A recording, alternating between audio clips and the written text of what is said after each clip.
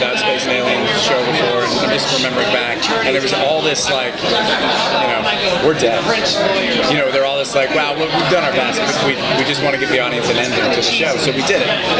But it quickly resolved itself, and they liked the idea, and they always wanted to do it properly, sort of do the idea later, but then really deal with the ramifications of what that would be, bringing information from the timelines back. So I think this is the real version of that, sort of 2 years later, and that story never gets told.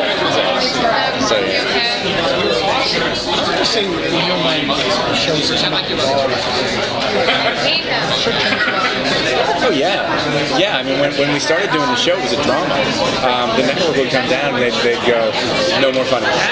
All the directors that were vetted coming in the first season were told relentlessly, like, this is not a comedy. So stop. So there was a lot of, and I guess I could get away with it because I come from the Second City, and our staff is always, jokes are easy, so you get the drama right, and then you put the jokes in only where they live. You don't make a joke at the expense of a plot point, you don't make a joke at the expense of, and I think that's always the fear with comedy, which is why people say no comedy, is that they're scared that it's going to be, oh, I broke a nail, and you can validate everything that's going on. So yeah, dealing with the evolution of the show from a network standpoint, I mean, now the show is a comedy. It's the big selling point is that, like, oh, it's light, family, fun. From my perspective, I thought we were doing a really dark show with comedy out of the gate. And that's what I wanted to do out of the gate. And then, years later, it's really sweet. It's really, you get people coming up, and like even today, guys, like, your show's the one show I can watch with my son. He's 12, and it's really nice. Like, it's a nice feeling that artists on the can watch with their kids. It sounds so silly, but it's certainly like, oh, I'm glad I'm not on a dark show. I'm glad. Yeah, I mean, who knew that it was going to go as procedural as it's gone over the last 6 years, where every network has, its version of CSI and 3 versions of it going. So that'd be the evolution of the show for me and for the network. And then I guess as the show itself, it's just found its feet. As they do. What's the one thing they've done with Sheriff Carter that you were like, wow, they really went there, or something? Well, we've all really gone there. There was a scene that was largely cut out of one of the episodes where I was at a gym and I couldn't find my gym clothes, so there was a bag of someone else's gym clothes, and it was like, I was wearing like a tank top. This is Frankie Says Relax on it, and like dolphin shorts and a stripe, and like they went there, for the whole thing. And then so because of the outfit, I really go there, and I'm doing like leg stretches and these really big movements, and it didn't work. So that was largely completely cut out of the show. But I think that's part of making. I would think that that's part of making a good show is really overstepping the mark sometimes. Because if you're not overstepping the mark, then you're not going far enough with other things. So you really kind of blow it sometimes to realize where that line is. Thank you. How much fun did you have with the whole period piece with the costuming and the props? Miserable. Really? Absolutely miserable. It's 12-hour days, 16-hour days. 12-hour days. Heading back to hotel first, Nicole. Pumpkin man.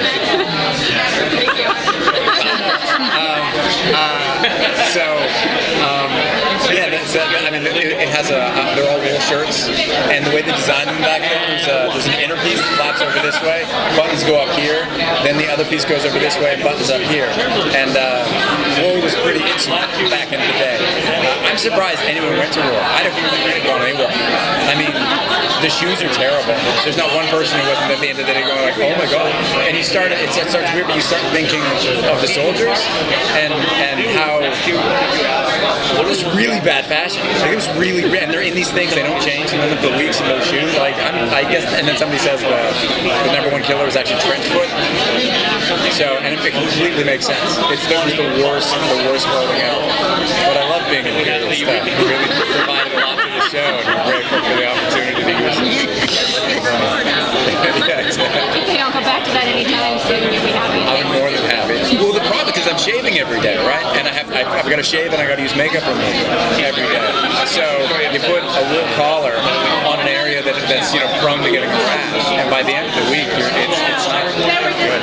So Suffering for your craft. that's right. I have to shave every day. I have to shower. Everybody wants to obviously.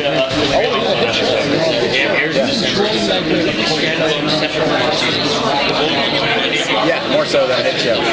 Yeah, I do. I have friends on hit shows, and their lives are compromised in a way. Like I like being nice to people. I like giving people time to ask questions or they want an autograph, and I like that. And the people who are on these hit shows, it's just too rapid. They'd never get their grocery shopping done. Or they have assistants, and their assistants have to go to the shop. They literally can't. Or it's a 2-hour thing. Or they have to get dressed, and or they'll get a picture taken. I wear the same clothes 2 days in a row. Yeah, I didn't change my clothes. There you go. Yeah, it's hard. I like a cult show. I'm a big fan of the Dark Horse. I always root for the Dark Horse, so I like it. I think cult shows are the Dark Horse. They sort of got this strong engine to them, but they're not exposed to the. It's not King of the Hill. I mean that in the biggest show. Everyone's rip it down. Everyone's waiting for mistakes. So they can go, that's crap. I always do it.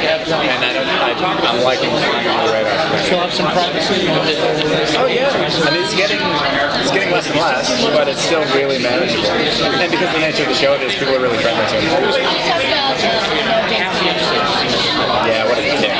Well, there you go. Yeah. You have a story about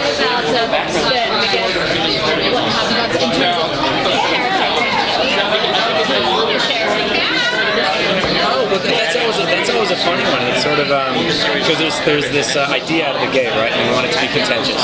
They create this thing, and so I think a lot of times, like we're saying, with what goes too far, the finding a relationship, you're as an actor, you really have to do due diligence about not doing what you're told. You really have to, you got to sit down with James and go, okay, what about this is real, and what about it is just too much? Because if you let your guard down and just do what you're told, then the writers are going to get stuff in the editing room and they're going to go, oh, that's too far.